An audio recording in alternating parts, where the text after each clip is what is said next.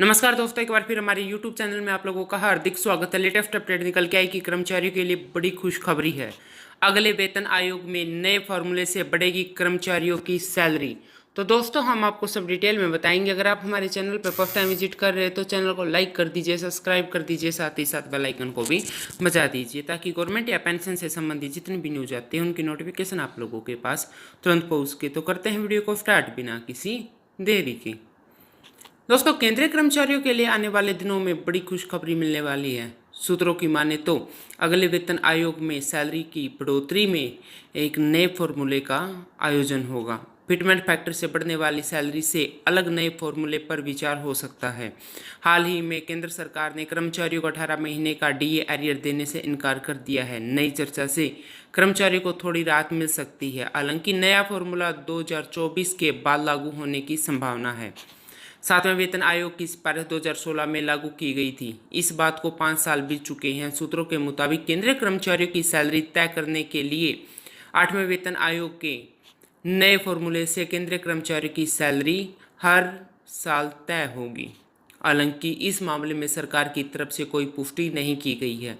सूत्रों की माने तो अब वक्त है जब वेतन आयोग से अलग सैलरी बढ़ाने के फॉर्मूले पर विचार होना चाहिए।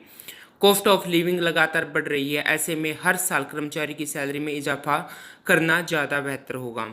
दोस्तों, केंद्रीय कर्मचारी की सैलरी में बढ़ोतरी के लिए एक फॉर्मूले पर विचार किया गया है। इस नए फॉर्मूले की चर्चा काफ़ी वक्त से हो रही है। दरअसल अभी फिटमेंट फैक्टर के आधार पर सरकारी कर्मचारी की न्यूनतम बेसिक सैलरी तय की जाती है। इस पर हर 6 महीने में महंगाई भत्ता रिवाइज किया जाता है, लेकिन बेसिक सैलरी में कोई इजाफा नहीं होता। जानकारी के मुताबिक नए फॉर्मूले से कर्मचारी की सैलरी को महंगाई, कॉस्ट ऑफ लिविंग और कर्मचारियों की परफॉर्मेंस से जोड़ा जाता है। इन सब चीज़ों का आंकलन के बाद हर साल सैलरी में इजाफा हो सकता है। यह बिल्कुल इस तरह होगा जैसे प्राइवेट सेक्टर कंपनियों में होता है। दोस्तों, सरकार का फोकस इस बात पर है कि सभी वर्ग के कर्मचारियों को एक समान फायदा हो। अभी ग्रेड पे के मुताबिक हर किसी की सैलरी में बड़ा अंतर है, लेकिन नए फॉर्मूले आने से इस अंतर को भी पाटने में कोशिश मिलेगी।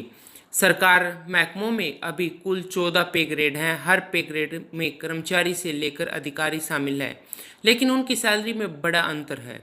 वित्त मंत्रालय के एक अधिकारी ने जी बिजनेस डिजिटल से कहा है कि केंद्रीय कर्मचारियों के रहन सहन को बेहतर बनाना ही सरकार का मकसद है। नए फॉर्मूले का सुझाव अच्छा है, लेकिन अभी तक ऐसे किसी फॉर्मूले पर चर्चा नहीं हुई है। 8वां वेतन आयोग में क्या होगा यह कहना अभी जल्दबाजी होगी। इन सभी महंगाई भत्ता लगातार बढ़ता जा रहा है, लेकिन इसके मुकाबले सैलरी में इजाफा काफ़ी कम हुआ है। जस्टिस माथुर ने 7वें वेतन आयोग की सिफारिश के वक्त इसमें इशारा भी किया था कि हम पे स्ट्रक्चर को अब नए फॉर्मूले की तरह ले जाना चाहते हैं। इसमें कॉस्ट ऑफ लिविंग को ध्यान में रखकर सैलरी तय की जाएगी। आज के वक्त यह जरूरी है कि कर्मचारियों को महंगाई की तुलना में सैलरी दी जाए। बता दें कि फॉर्मूला लेखक वॉल्स रूडेल ओएकरायड ने दिया था, जिसका मानना था कि आम आदमी के लिए भोजन और कपड़ा सबसे ज़रूरी है। उनकी कीमत बढ़ने के साथ कर्मचारी की सैलरी में इजाफा होगा।